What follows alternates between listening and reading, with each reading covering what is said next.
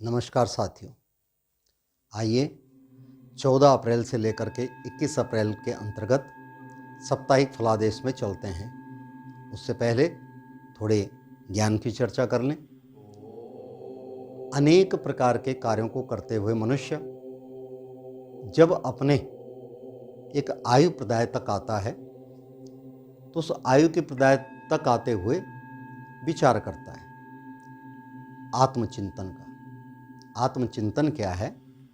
आपके जाने अनजाने में किए हुए जो भी पाप हैं, जो भी किसी को दुख दिया गया है, परेशानी की गई है, उनका आंकलन करना। यदि आप अपने जीवन में इस प्रकार के प्रतिदिन की वृद्धि कर सकते हो तो आप स्वयं सिद्धा आत्मज्ञानी बन जाते हैं।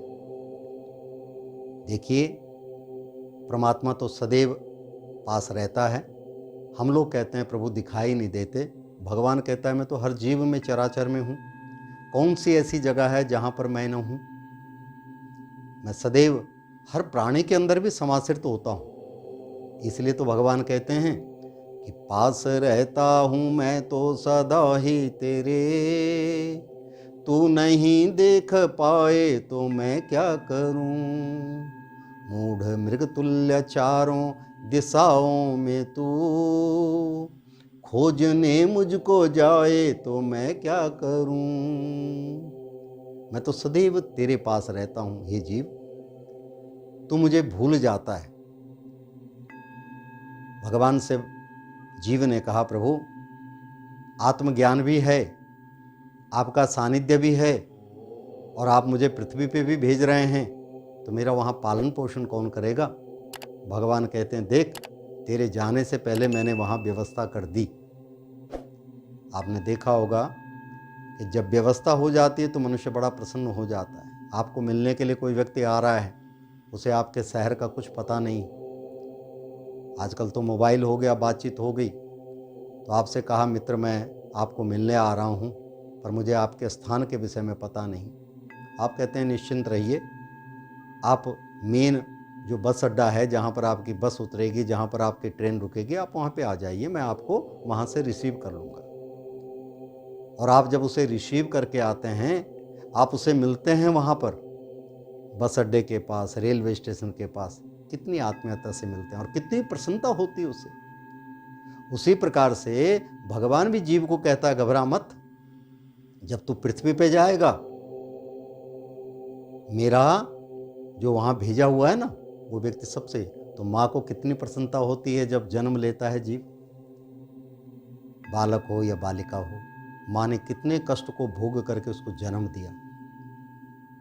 पिता का हृदय गदगद हो जाता है, भले उस बालक को, उस बालिका को ज्ञान नहीं है, लेकिन प्रफुल्लित होता आपकी बातों से, प्रफुल्लित होता आपकी क्रियाकलापों से, और आप भी प्रसन्न होते हैं। इसीलिए हम कहते हैं 5 वर्ष तक बालक में भगवान का वास है।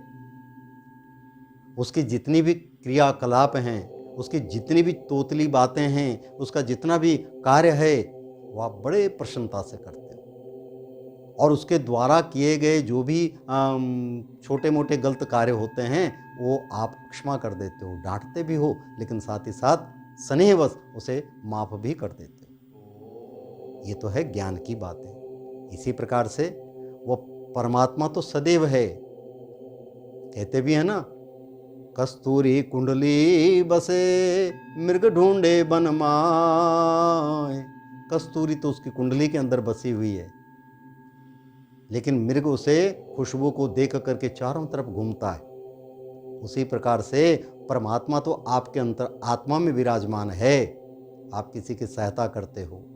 एक डॉक्टर जब एक मरीज को ठीक करता है, उस मरीज से ज़्यादा खुशी उस डॉक्टर को होती कि मेरे द्वारा इतने लोग सफल जीवन यापन कर रहे हैं। इसीलिए डॉक्टर लोगों को हम क्या कहते थे, भगवान साक्षात आप हो, परमात्मा देखा नहीं, यही भगवान है। ऐसी कई कथाएं आती हैं, कई वृत्तांत आते हैं जब डॉक्टरों ने साक्षात आत्मकार, साक्षात भगवान को प्रत्यक्ष देखा है। कर रहे हैं ऑपरेशन निराश भाव में कि मुश्किल है, लेकिन चमत्कार भाव में ऐसा कर्म हो जाता है, डॉक्टर भी हैरान हो जाते हैं। तो वही अंत तो कहते हैं सब कुछ उस मालिक के हाथ में। वो मालिक कौन है? जो सर्वत्र व्याप्त है, हर जगह है। उस मालिक की छवि हर जगह है। तो आइए उस मालिक के ही इस नए साप्ताहिक फलादेश में चलते हैं। 14 अप्रैल से लेकर के 21 अप्रैल तक मेष राशि वालों के लिए समय बहुत अच्छा है। धन ऐश्वर्य वृद्धि होगी, परिवार में सुख आनंद रहेगा, उन्नति कारक रहेगा, अनेक प्रकार से सफलता प्राप्त होगी। वृष राशि वालों के लिए भी समय ठीक चल रहा है, उन्नति कारक है, धन धान्य की वृद्धि होगी, मन बड़ा प्रसन्न रहेगा और सुखदायक समय। मिथुन राशि वालों के लिए समय उन्नति कारक है, कारोबार में तरक्की होगी, नए वाहन इत्यादि लेने की संभावना बनेगी, परिवार में सुख आनंद रहेगा। कर्क राशि वालों के लिए समय उनके अनुकूल नहीं चल रहा है, जो चाहते हैं वैसा कार्य हो नहीं पा रहा है, कोई ना कोई दुविधा पड़ जाती है, विघ्न पड़ जाता है, कष्ट हो जाता है। इन कष्टों के लिए क्या करना है? माँ भगवती जगदम्बा का ध्यान कीजिए, छोटी छोटी बालिकाओं को मिष्ठान दीजिए, उनको किताबें पेन पेंसिल दीजिए, भगवान की कृपा से आपके कष्टों का निवारण होगा। सिंह राशि वालों के लिए समय अच्छा है, उन्नति कारक है, धन ऐश्वर्य की वृद्धि होगी, परिवार में सुख आनंद मिलेगा। कन्या राशि वालों के लिए समय उनके प्रतिकूल चल रहा है, व्यवसाय में तरक्की रहेगी, मित्रों से पूर्ण सहयोग रहेगा, धन संपदा को भंडार भरते रहेंगे। कन्या के बाद तुला राशि पे चलते हैं। तुला राशि वालों के लिए समय बहुत ही उन्नति कारक है, धन ऐश्वर्य की वृद्धि होगी, परिवार में सुख आनंद मिलेगा, समृद्धि कारक है। तुला के बाद वृश्चिक राशि में चलते हैं। उनके लिए थोड़ा सा समय उनके अनुकूल नहीं चल रहा है, वाहन इत्यादि को सोच समझ के चलाएं, चोट लगने की संभावना हो सकती है, आदि व्याधि हो सकती है, उसका ध्यान रखिए। करना क्या है? भगवान शंकर जी की उपासना कीजिए। नागेंद्र हाराय त्रिलोचनाय भस्मांगरागाय महेश्वराय तस्मै यकाराय नमः शिवाय। भगवान शंकर की आराधना से यह एक लोटा कच्ची लस्सी का प्रतिदिन सोमवार से लेकर के इतवार तक चढ़ाएं और ओम नमः शिवाय का जप कम से कम 11 बार करें तो बड़ा लाभ मिलेगा। धनु राशि वालों के लिए समय अच्छा है, उनके अनुकूल चल रहा है, अनेक प्रकार की सफलताएं रहेगी, धन व्यवस्था बनी रहेगी, मित्रों से पूर्ण सहयोग मिलेगा। धनु के बाद चलते हैं मकर राशि में। मकर राशि वालों के लिए समय कष्टकारी है, कोई आपको नुकसान पहुंचा सकता है, धन मत दीजिए इस सप्ताह के अंतर्गत। किसी कोई उधार लेने आता है तो कोशिश करो कि टालने की कोशिश करो। ऐसा तो कार्य चलता रहेगा, लेकिन कहीं ना कहीं व्यवधान पड़ सकता है, इसलिए क्या करना आपने? हनुमान जी की उपासना करें। संकट कटे मिटे सब पीरा, जो सुमरे हनुमत बलबीरा। जय जय जय हनुमान गोसाई, कृपा करो गुरुदेव की नाई। मकर के बाद कुंभ राशि वालों के लिए समय अच्छा नहीं है, नुकसान होने का चांस है, मित्रों से पूर्ण असहयोग रहेगा, जिसके पास जाओगे मना कर देगा, कार्य बनते बनते रुक जाएगा, कष्टकारी समय है, थोड़ा चेतन कीजिए।